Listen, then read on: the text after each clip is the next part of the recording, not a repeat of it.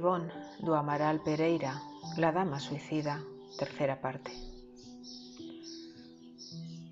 Viví, finalmente, con mis guías espirituales, como si yo también hubiera desencarnado, o casi, y repasé muchos pasajes del pasado histórico mencionado en mis libros como si fuera el presente. Después de todas estas visiones, los autores espirituales de los libros mostrados volvían y los escribían, y yo los transmitía con mucha facilidad porque ya conocía la trama y los detalles. De esta manera nos cuenta Ivonne cómo le era transmitida la información de los fantásticos libros que psicografió. Con esta información comenzamos el relato de la última parte de su interesantísima biografía. Cuando en 1958 un familiar suyo cayó gravemente enfermo, Ivonne fue en su ayuda y constató que dos entidades desencarnadas sufridoras estaban con él y agravaban su mal. A una de estas entidades la veía perturbada sobre una estera vieja con la almohada rota y sucia. La otra era el espíritu de un primo de su familiar que se había envenenado 2 años antes. El espíritu suicida fue retirado en una sesión mediúnica, pero quedaba la otra entidad de la que vamos a contar su historia. En ocasiones, Ivonne se sorprendía al ver una cabaña con una huerta en el lugar de la casa de su familiar. En una emancipación del alma, vio un joven negro, descalzo y con el cuerpo hinchado, que cuidaba las hortalizas de la huerta y se veía en estado de extrema pobreza. Charles, el espíritu protector de Ivonne, le pidió que lo ayudara. Para ello, Ivonne, cuando todos dormían, se emancipaba y así llegó a saber que se llamaba Pedro y que vivía fijando su pensamiento en un escenario del pasado.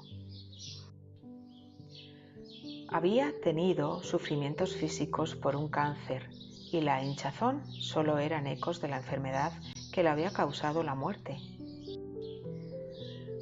Ella decidió en los trances del desdoblamiento aproximarse y se acercó a él actuando como una vecina.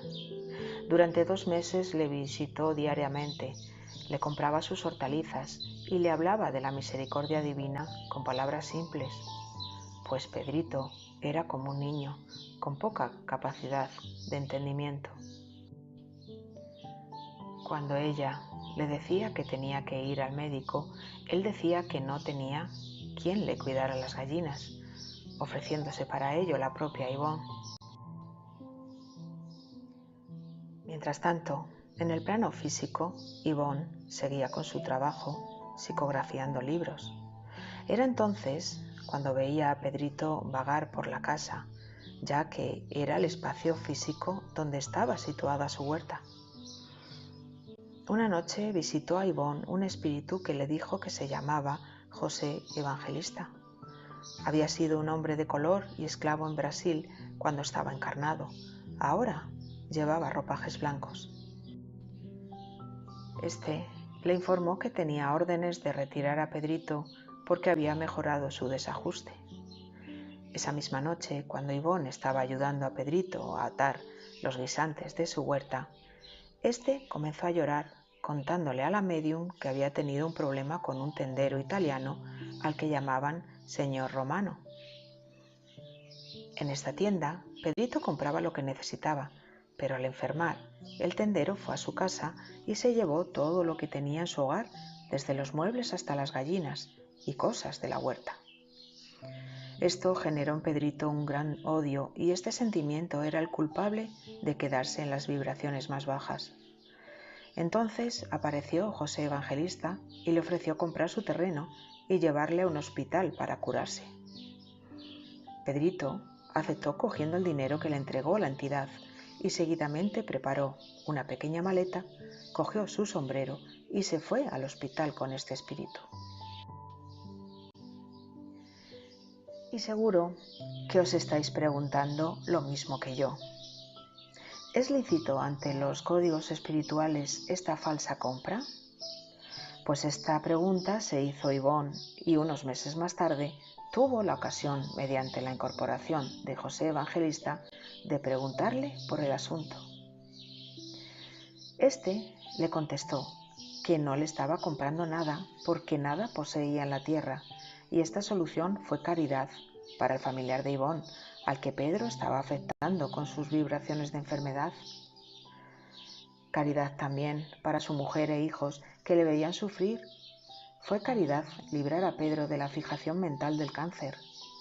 Fue caridad con ella por su dedicación nocturna.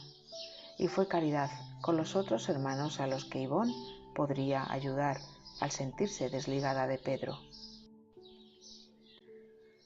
Con estos argumentos me queda claro que José Evangelista tenía razón y que cuando el fin sea la caridad hacia el prójimo, esta pequeña mentirijilla estaría dentro de lo correcto.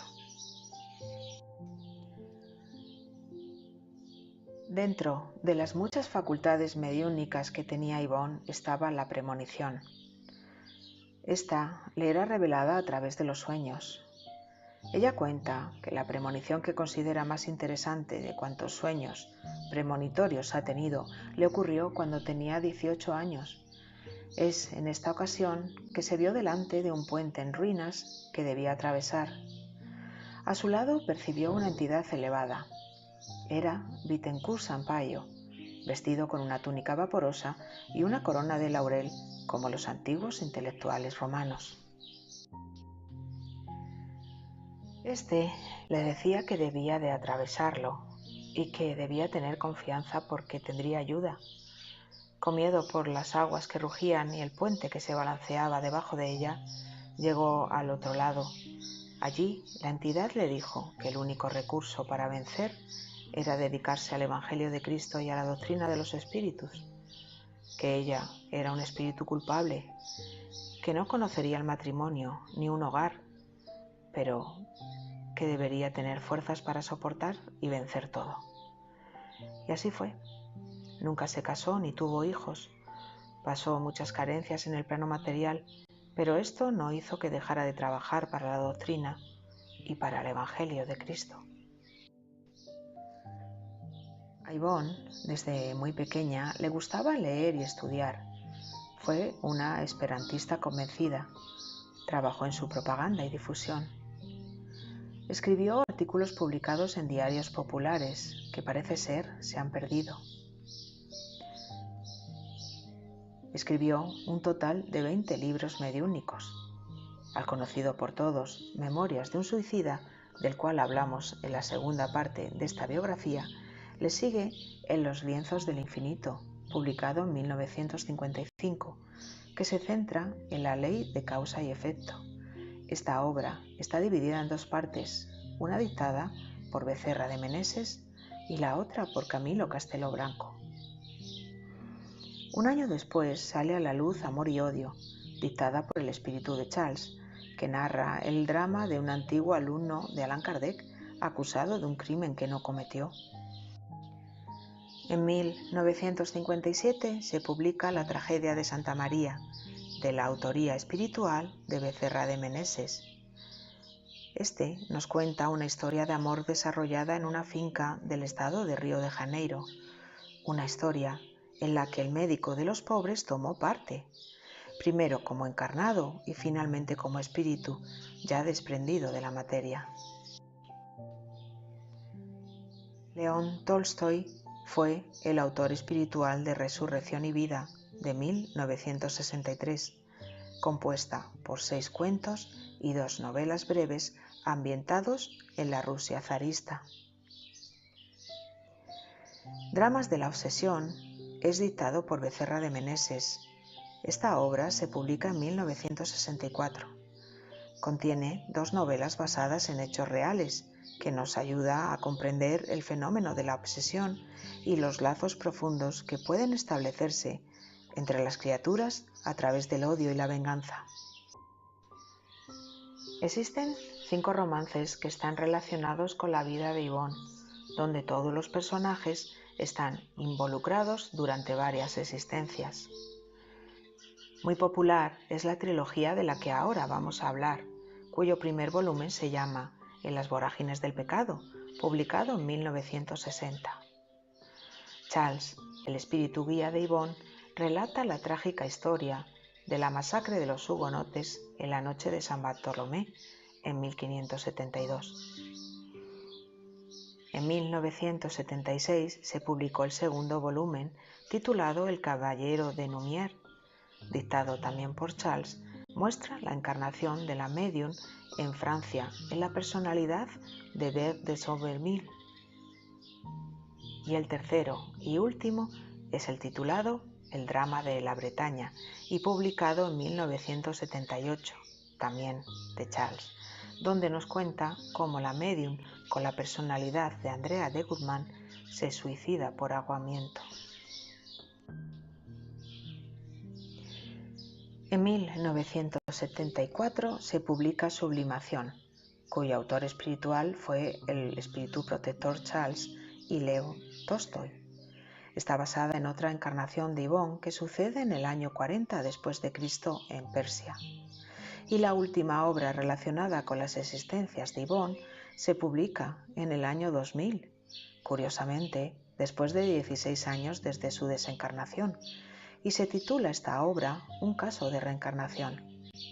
Aquí tenemos el emocionante reencuentro de dos almas que se han amado a lo largo de sucesivas existencias, marcadas por errores y pasiones. Reencarnado en la lejana Polonia, Roberto de Canalejas, ahora la personalidad de un ingeniero que estudia el Esperanto en Varsovia, descubre en Brasil, gracias a esta lengua, su gran amor de otras épocas, Yvonne. Existen más obras como Amor inmortal, que dictaría León Tolstoy, En los asuntos del infinito, o por ejemplo el libro autobiográfico Recuerdos de la mediunidad, en el cual hemos basado esta biografía. En los primeros días de marzo de 1984, Yvonne necesita un marcapasos. Ella dijo que no merecía la pena colocarse un marcapasos, pero aún así se sometió a una cirugía.